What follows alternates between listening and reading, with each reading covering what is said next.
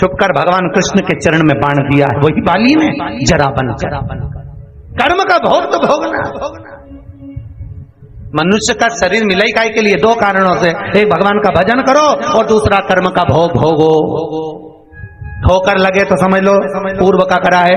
कोई तुम्हारा पैसा खाकर चले गया, समझ लेना पुराने समय में तुम खाकर भग गए थे, अब वो खाकर भग गया, भोगना पड़े। याद है वो कथा? बसई में सुनाई थी यहीं पे।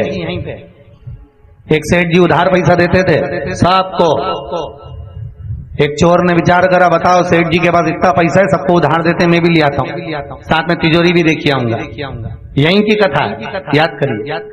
और चोर गया सेठ जी के यहाँ। सेठ जी बोले क्या है? मेरे बेटे की शादी है, मेरे को उधार रुपया चल ले जा, पर ये बता या जन्म में देगा कि वह जन्म में देगा? सेठ जी पूछते थे इस जन्म में दोगे कि अगले जन्म में? तो क्या चोर ने सोचा या जन्म कौन ने देखा, तो क्या अगले जन्म में देंगे।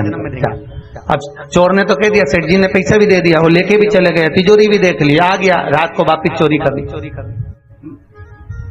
चोरी करने आया तो जहां पर सेठ जी की गाय भैंस बनती थी तो भैंस के तबेले में जाके छुप गया। ताक कर देखता रहा, सेठ जी उठ के जाए, मैं तिजोरी लेके भागू। सेठ जी जैसे ही गए, रात के 1:30 बज गए। ये चोरी करने के लिए निकल रहा था, इतने में बहुत सारी भैंस बंधी हुई थी तबेले में। तो एक भैंस ने दूसरी भैंस से पूछा, जी अपन सेठ जी के इतना दूध क्यों दे रहे हैं? दूसरी भैंस बोली, अरे यह सेठ बड़ा चतुर है, सबको उधार पैसा देता है और पूछ लेता है या जन्म में दोगे कि वहां जन्म में दोगे। जिसने कह दिया ये जन्म में देंगे तो जो चुका देता है वो तो बच गया, और जिसने कह दिया हम तो वहां जन्म में देंगे, ये सेठ बड़ा चतुर है, वहां जन्म के चक्कर में देने के चक्कर में अगला जन्म हमारा भैंस का हो जाता है, और भैंस बन के ये सेठ जी दूध निचोड़ के निकाल के ले जाता। सब निकाल सारा निवेदन है। कर्म का भोग मनुष्य को भोगना पड़ेगा, मानव को भोगना।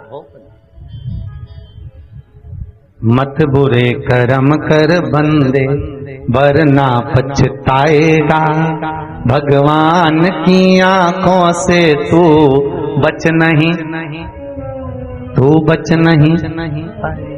भोगना। कर्म का भोग भोगी। गौ माता को लिया, नीचे आकर भगवान ब्रह्मा ने विष्णु से पूछा, नारायण से, प्रभु आपको भगवान का चरण मिल गया? नहीं, मुझे चरण नहीं। सत्य बोले। भगवान विष्णु ने शंकर के सामने एक शब्द सत्य का बोल दिया, इसलिए भगवान का नाम सत्य नारायण पड़ गया। क्या नाम पड़ा? सत्य। ब्रह्मा जी आपको सिर मिला? हाँ। आकाशवाणी हो गई, ब्रह्मा झूठ बोल रहा है, ब्रह्मा सत्य कर रहे हैं। ब्रह्मा जी ने कहा नहीं, ना मानो तो केतकी के फूल से पूछो। केतकी के फूल ने कह दिया हाँ, ब्रह्मा जी को सिर मिला। भगवान शिव को क्रोध आ गया। शंकर जी क्रोध में लाल होकर बोले, रे केतकी तुम मेरे सामने झूठ बोल रही है? एक केतकी के फूल, मैं तुझे श्राप देता हूं, सारे देवताओं पर तू चढ़ेगा मना नहीं है, पर शंकर पर कभी नहीं चढ़ेगा। अगर कोई भूल से भी केतकी का फूल शंकर पर चढ़ा देगा तो 1000 गौ हत्या के बराबर उसको दोष लग जाएगा। केतकी का फूल सारे देवताओं पर चढ़ता है पर शंकर पर कभी नहीं। मैं तुझे श्राप देता हूं। इतने में ब्रह्मा जी बोले, ना मानो तो गौ माता से पूछो। गौ माता से भगवान विष्णु ने पूछा, क्यों गौ माता, क्या भगवान ब्रह्मा को शंकर का सिर मिला? हाँ। गाय ने जैसे ही कहा, आकाशवाणी हो गई शिवलिंग में से, अरे गौ माता तू जगत की माँ होकर तू झूठ बोल रही है? ए गौ माता मैं तुझे श्राप देता हूँ। भोलेनाथ कहते हैं, गौ माता तू जगत में पूज्य होगी, तूने जगत में तू पूजा जाती है, जगत में लोग तेरी पूजा करते हैं, तुझे माँ कहकर पुकारते हैं, और तू मेरे सामने झूठ बोली है। ए गौ माता मैं तुझे श्राप देता हूं, तेरा पूरा शरीर पूजा जाएगा और तेरा मुख अपूज्य माना जाएगा। तेरा मुख अपूज्य होगा क्योंकि तू झूठ बोली है, तू असत्य कही है। इसलिए गाय का पूरा शरीर पूज्य है, पर गाय का मुख आप पूज्य। तूने झूठ बोला है, असत्य कहा।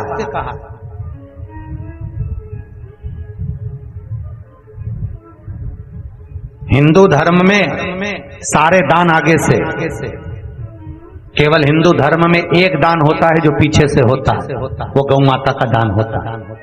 गाय का दान कभी भी ब्राह्मण आगे खड़े होकर नहीं कराएंगे। गौ माता का दान गाय की पूंछ पकड़कर कराया। हिंदू धर्म में सारी परिक्रमा आगे से, पर हिंदू धर्म में एक परिक्रमा पीछे से, वो गौ माता की परिक्रमा है। हिंदू धर्म में कभी भी गाय की परिक्रमा आगे से चालू नहीं होती, पूंछ से चालू होकर पूंछ पे विराम होता, आगे से। क्योंकि तू झूठ बोल, और भगवान को, शंकर को सत्य प्रिय है। सत्य की प्रबलता शिव को।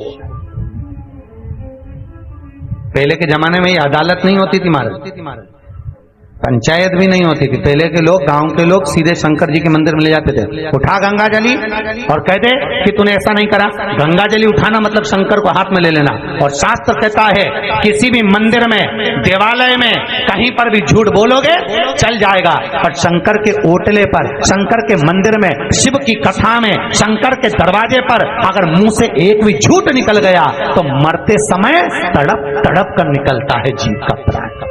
इसलिए सब दूर झूठ बोलो चल जाएगा, पर शंकर के दरवाजे पर कभी झूठ न बोलो। तुम जितनी देर शिव कथा में बैठे हो ना, किसी का फोन भी आए और पूछे कहाँ हो तो स्पष्ट कह दो मैं कथा में बैठा हूं, पर ये मत बोलना कि मैं दुकान पे बैठा हूं या घर पे हूं या झूठ बोले ही मत। शिव पुराण में कभी झूठ नहीं, सत्य की ओर। शंकर को सत्य प्रिय है, शिव को सत्य प्रिय, असत्य उसका नाम ही सत्यम शिवम सुंदर। सत्य और उसका मिलन भी वही, उसके मिलन का भाव भी वही। पूर्व के कर्म का भोग हमें भोगना पड़ता। अरे गुरुजी ऐसा होता, क्यों नहीं होता? समझिए जरा। अब मान लो, समझ लो कि यहां पर कथा में यहां बहुत सारे लोग आए हैं। एक समझना बहुत अच्छी तरह से, एक कथा में बहुत सारे लोग आए और कोई मान लो वो दादा जो चश्मे वाले बैठे हैं डब्बे से टिक के, सफेद कलर का कपड़ा पहनकर, हाँ हम इन्हीं की कह रहे हैं, इनको भी टीवी पे दिखा देना जरा। मान लो ये दादा चश्मा पहनकर और सफेद कपड़ा, अब समझना है सफेद कपड़ा पहनकर बैठे हैं, ठीक है? समझ लो जरा, ये सफेद कपड़ा पहनकर बैठे और हमने इनसे कहा दादाजी, अब हम इनसे कहें जरा समझना कि दादाजी हमको थोड़ा सा धन की जरूरत है, तुम हमको 10,000 रुपए दे सकते हो? दादाजी ने कहा हाँ महाराज जी हम 10,000 रुपए तुमको दे देंगे। तुम लौटाओगे कब? हमने कहा दादाजी हम तुमको कल दे देंगे।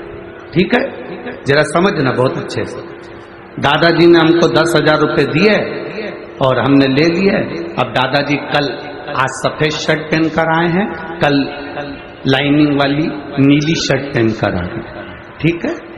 अब दादाजी हमारे पास आकर बोले महाराज, हमने कहा बोलो 10,000 रुपए। हमने कहा तुमसे तो लिए ही नहीं थे, जिससे लिए थे वो तो कल कथा में कौन सी शर्ट पहना था? सफेद पहना था, और तुम तो नीली शर्ट पहने हो, लाइनिंग वाली पहने हो, तो हम आपको तो पहचानते नहीं। नहीं नहीं महाराज, कपड़े से क्या होता है? हूं तो मैं, कपड़े से कुछ होता है क्या? हूं तो मैं, मेरा पैसा तो तुम्हें देना पड़ेगा। अब हम भी कह रहे हैं अरे दादाजी तुमने कपड़े कल सफेद शर्ट वाले से हमने 10,000 लिए थे, हमने कोई नीली शर्ट वाले से तो नहीं लिए थे। सफेद शर्ट वाला आता तो हम 10,000 रुपए दे देते, तुम तो नीली पे। अरे महाराज कपड़े से क्या होता है, मैं तो वही हूँ, चश्मा भी वही है, शरीर भी वही है, सब कुछ वही है, कपड़ा बदला उससे क्या होता है। हमने कहा नहीं, कपड़े से कुछ नहीं होता। यही तो बात हम तुमको समझाना चाह रहे हैं। पूर्व में तुम किसको क्या कर कर आए हो तुम्हें नहीं मालूम, यहां तो तुम कपड़ा चेंज कर कर बैठे हो, इसलिए कर्म तो भोगना पड़ेगा। ये कपड़ा तो हम कितनी बार चेंज कर चुके, 84 लाख योनियां हमने ये कपड़े चेंज करे। कभी हम पशु बनकर जन्मे, कभी पक्षी बनकर जन्मे, कभी जलचर बनकर जन्मे, कभी थलचर बनकर जन्मे, कभी किसी चोले में आ गए, कभी किसी चोले में आ गए। ये चोला, ये कपड़ा तो हम कितनी बार बदल चुके, पर हमने जो पूर्व में करा ये आत्मा थोड़ी ना बदलती, आत्मा बदली।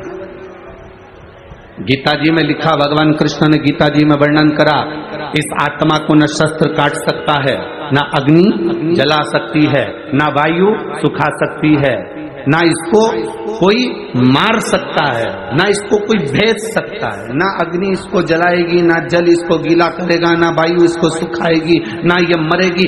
आत्मा अजर और अमर है। उसी तरह ये कपड़ा चेंज हो जाता है, पर शरीर अंदर से वो आत्मा अजर अमर है। जो तुम पूर्व में कर कर आए हो उसका भोग आज तुम्हें भोगना पड़ता है।